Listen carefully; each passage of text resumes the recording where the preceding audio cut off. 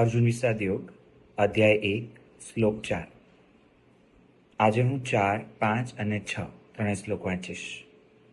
અત્ર સુરા મહેશ્વાસા ભીમા અર્જુન સમાયુધે યુયુધાનો વિરાટશ્વ દ્રુપદશ્વ મહારથઃ દૃષ્ટકેતુ શ્વેતકિતાન કાશીરાજસ્વ વીર્યવાન પુરુજિત કુંધિભોજસ્વ સૈબ્યસ્વ નરપુંગવ યુધામન્યુષ્વ વિક્રાંત ઉત્તમોજાશ્વ વીર્યવાન સૌભદ્રો દ્રૌપદ્રેયાશ્વ સર્વ એવ મહારથ।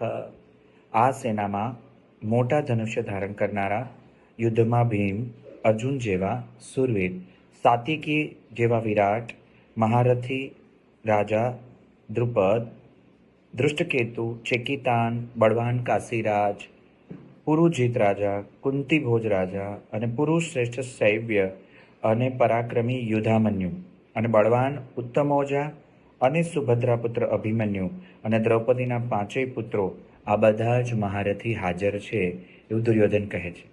અહીંયા ફ્રેન્ડ્સ, દુર્યોધન ભલે સારો હોય કે ખરાબ એ મને નથી ખબર, પણ એણે બધા જ સામેવાળા સેના માટેના જે પણ એણે બધા જ જેટલા પણ સામેવાળા લોકો છે એના માટે વિશેષણ વાપર્યું। એણે કીધું છે કે મહારથી રાજા દ્રુપદ, પછી પુરુષ શ્રેષ્ઠ સૈબ્ય, બળવાન ઉત્તમોજા, રાઈટ, પરાક્રમી યુધામન્યુ।